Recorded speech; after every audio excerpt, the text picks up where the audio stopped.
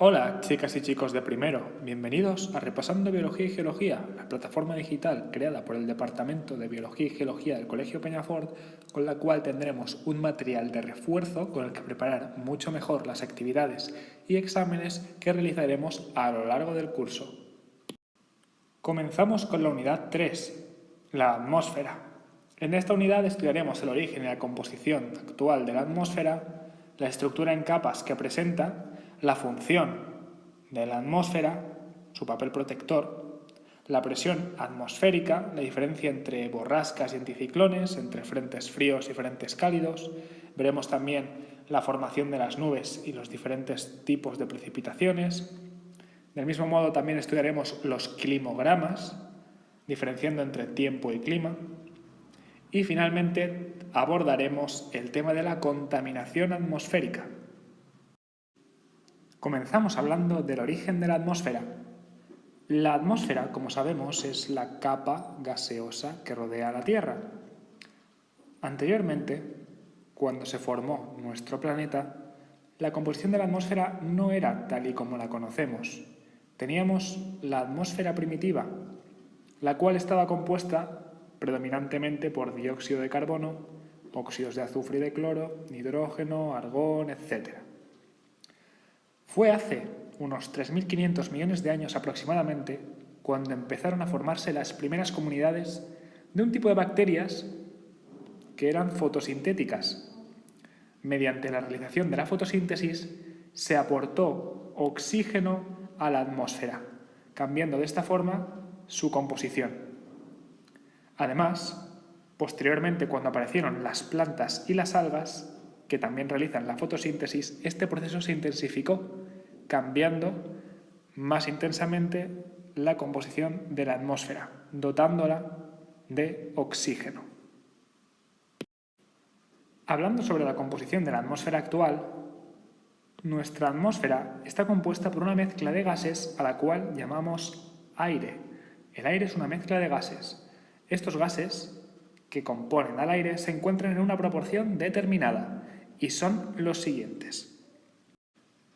El gas más predominante en el aire es el nitrógeno, que supone un 78% del aire. Este gas no reacciona químicamente con otras sustancias y lo producen bacterias descomponedoras. Como segundo gas más predominante tenemos al oxígeno, que supone un 21% del aire. Este gas es muy reactivo y va a oxidar a muchas sustancias. Es producido mediante el proceso de fotosíntesis por las plantas, las algas y por algunas bacterias.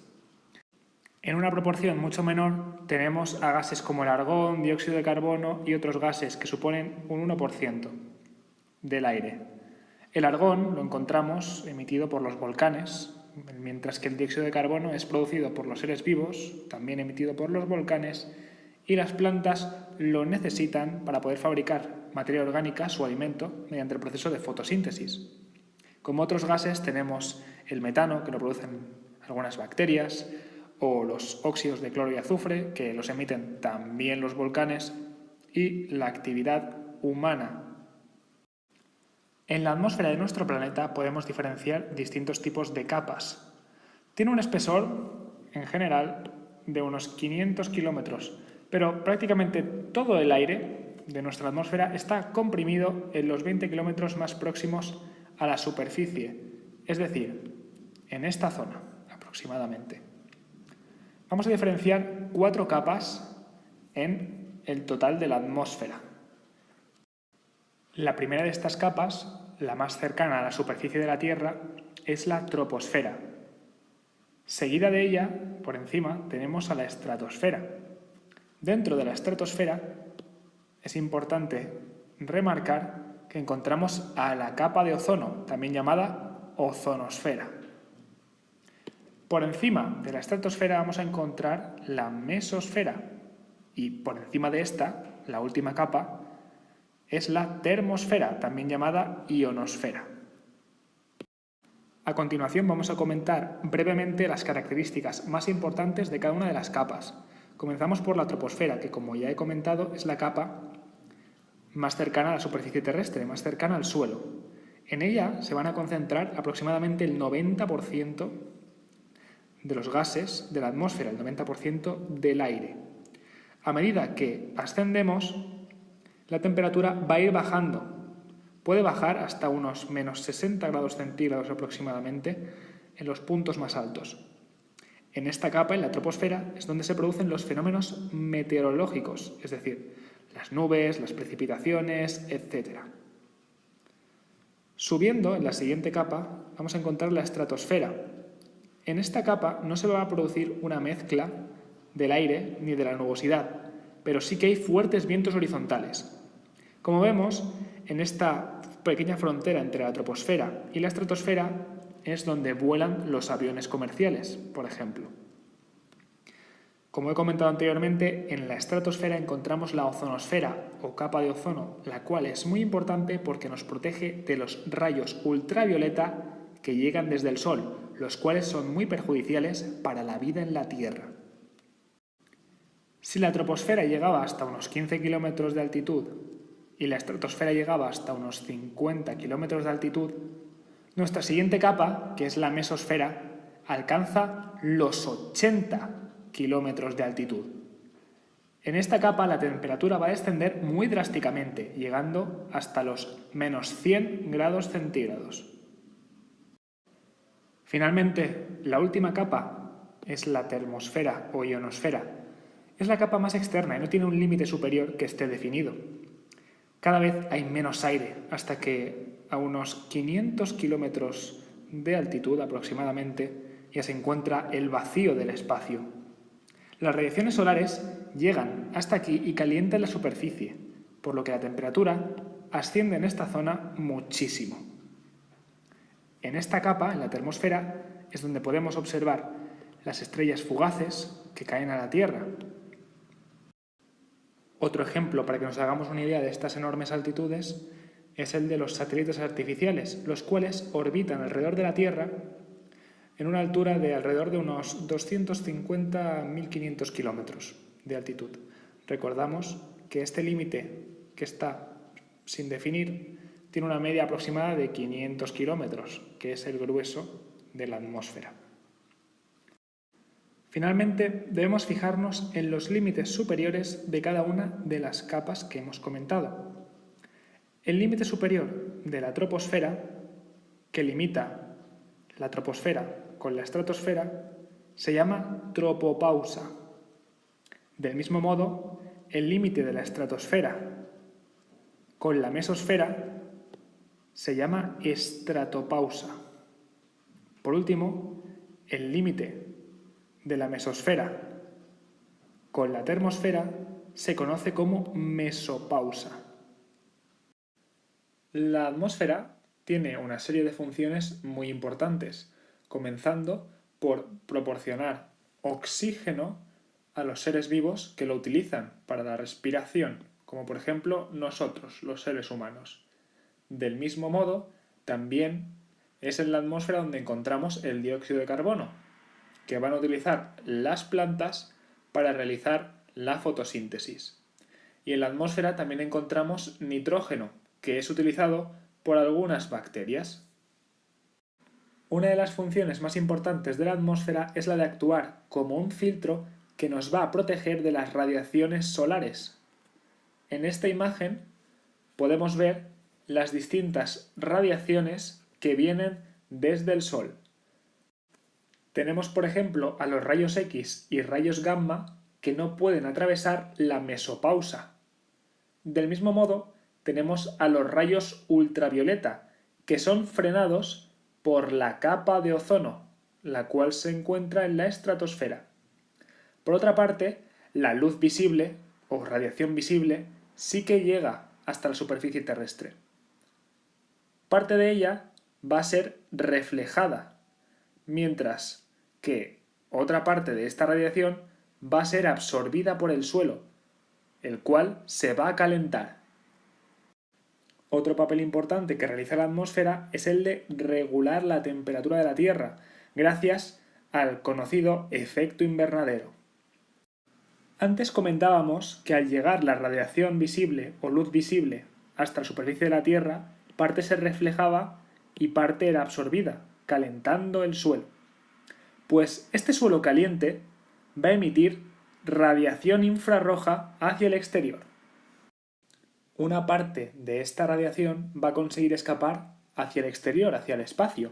Sin embargo, otra parte no va a conseguir escapar, sino que va a quedar retenida por acción de los gases de efecto invernadero acumulados, gases como por ejemplo el CO2, lo que va a calentar la atmósfera. Por eso llamamos a estos gases gases de efecto invernadero, ya que actúan como si de un invernadero se tratase. El calor puede entrar y se mantiene aquí dentro, aumentando la temperatura en la troposfera. Tenemos una temperatura media en la troposfera de unos 30 grados centígrados, la cual sería mucho menor si no existieran estos gases, imposibilitando la vida en la Tierra. Por tanto, el efecto invernadero es necesario para que podamos vivir, para poder mantener una temperatura mínima en la troposfera. No obstante, un exceso de gases de efecto invernadero va a ser dañino para los seres vivos, ya que la temperatura va a aumentar demasiado, ocasionando distintos problemas como son la fusión de los glaciares, golpes de calor, etc. Pasamos a hablar de la presión atmosférica. Podemos definir la presión atmosférica como el peso que ejerce el aire sobre la superficie terrestre. Esta presión va a experimentar variaciones en función de la altitud a la que nos encontremos y la temperatura del aire. En cuanto a la altitud, a mayor altitud, menor presión atmosférica. Es decir, hay mucha menos presión si estamos en la cima de una montaña que si estamos al nivel del mar, donde la presión va a ser mucho mayor, porque tenemos una mayor columna de aire sobre nosotros. Vamos a realizar una pequeña representación de este ejemplo a continuación. Si aquí dibujamos la cima de la montaña y aquí encontramos el nivel del mar, vamos a ver que tenemos una mayor columna de aire sobre nosotros a nivel del mar que si nos encontramos en la cima de la montaña. Aquí hay una mayor presión sobre nosotros a nivel del mar, en comparación a si estuviésemos en la cima de una montaña. El otro factor que determina cómo va a ser la presión atmosférica es la temperatura del aire. Debemos tener en cuenta que el aire frío es más denso que el cálido, por lo que el aire frío va a tender a bajar. Esto hace que la presión sobre la superficie terrestre sea mayor. Finalmente, comentamos que el aparato usado para medir la presión atmosférica se denomina barómetro y utiliza como unidades los milibares. A continuación vamos a pasar a hablar del viento.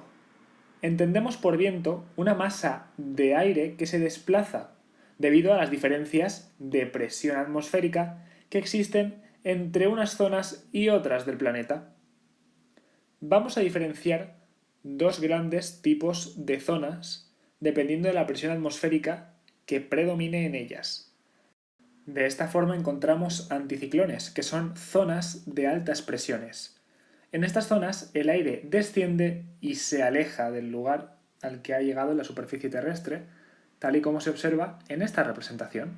El aire desciende y después se aleja.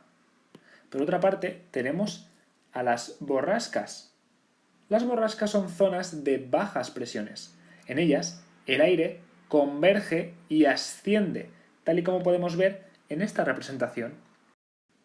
En esta borrasca, el aire converge desde la superficie terrestre, se reúne en este punto y una vez aquí, converge y asciende. Debido al movimiento de rotación de la Tierra, el aire en anticiclones y borrascas va a seguir un recorrido en espiral.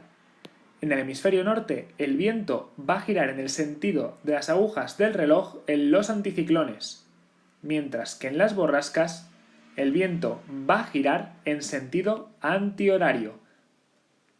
Por supuesto, en el hemisferio sur, estos sentidos de giro van a ser a la inversa.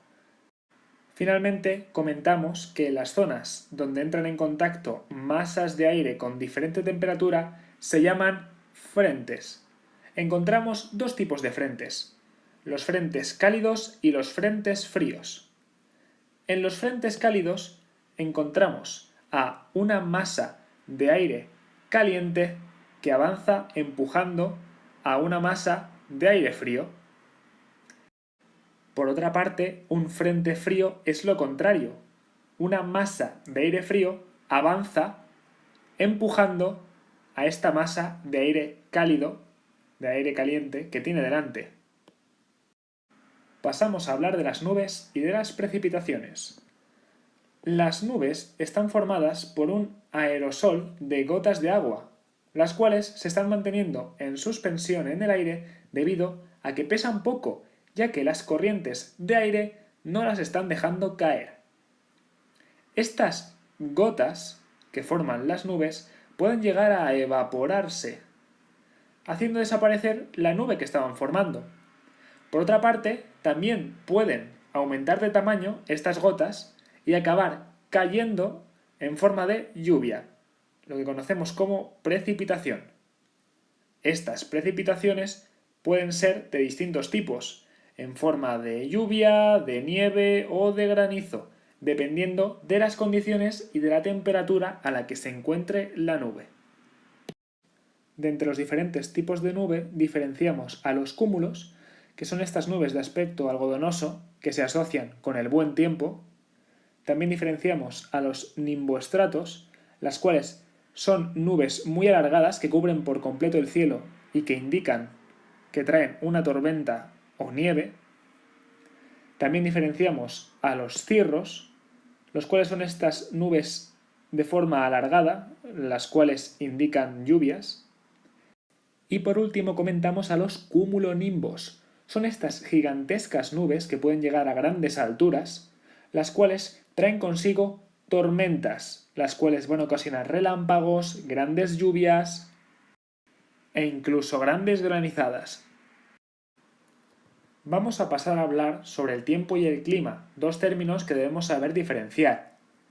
El tiempo meteorológico hace referencia al estado de la atmósfera en un momento y lugar determinados. Por ejemplo, en las noticias encontramos un apartado dedicado a la meteorología que nos indica el pronóstico de cómo va a ser el tiempo meteorológico para los próximos 3-4 días. Es muy difícil de predecir cómo va a ser este tiempo meteorológico al cabo de una semana, 2 semanas, etc. Por otra parte, el clima es una síntesis del tiempo meteorológico a lo largo de un periodo de tiempo. Para poder establecer cuál es el clima de una zona son necesarios diversos estudios a lo largo de muchos años, tomando valores medios de temperatura y de pluviosidad en esa zona en cuestión. Como mínimo, para tener unos datos contrastables es necesario estudiar esta temperatura y esta pluviosidad a lo largo de un año, como mínimo. Con todos estos datos podemos elaborar un climograma de una zona. Un climograma es una representación gráfica de las temperaturas medias y precipitaciones totales de cada mes en una zona concreta a lo largo de un año. En esta gráfica se representa el climograma de una zona. En el eje de las X encontramos los distintos meses del año, de enero a diciembre, mientras que en el eje de las Y vamos a encontrar por un lado la temperatura en grados centígrados y por otro lado las precipitaciones en milímetros. De este modo podemos observar que en esta zona en concreto las máximas temperaturas se alcanzaron durante los meses de julio y agosto. Casualmente, es también en estos meses donde se registraron las menores precipitaciones. Por otra parte, podemos ver que los meses con más lluvias fueron enero y noviembre. Finalizamos hablando de la contaminación atmosférica. Actualmente hay diferentes problemas atmosféricos a escala global en nuestro planeta. El primero de ellos es el calentamiento global.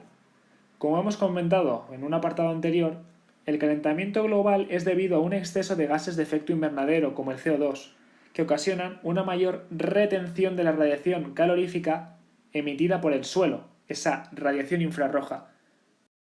Una mayor retención de esta radiación va a ocasionar un aumento de la temperatura media del planeta. En esta gráfica podemos observar que la concentración de dióxido de carbono en la atmósfera ha ido aumentando exponencialmente desde el siglo XIX.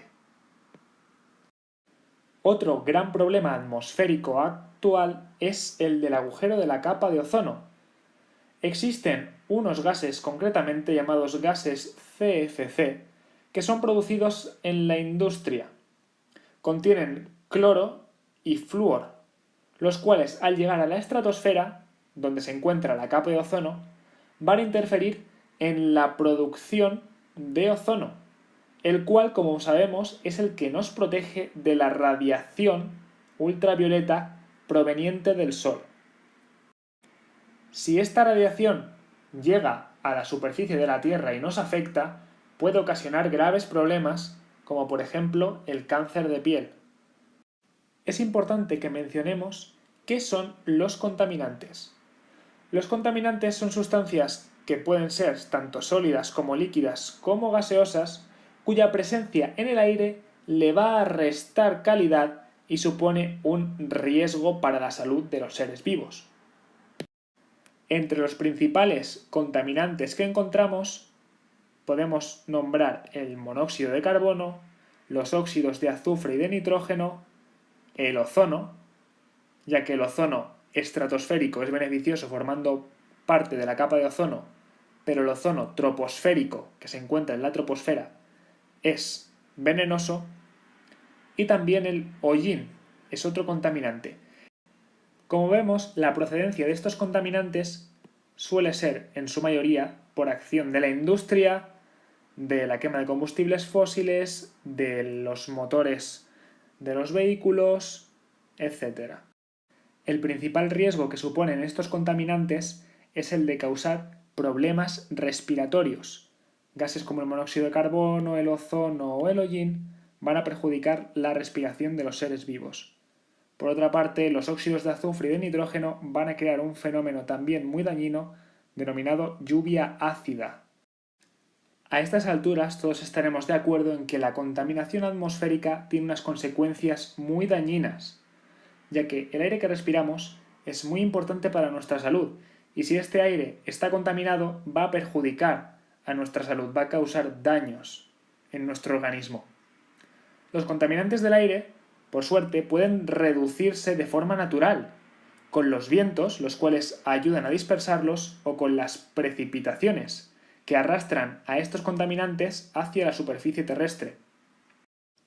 Sin embargo, si nosotros, mediante un exceso de industria o de utilización de vehículos, de quema de combustibles fósiles, emitimos demasiados contaminantes, puede que estos mecanismos de limpieza natural no den abasto para limpiar la atmósfera de contaminantes, para dispersarlos.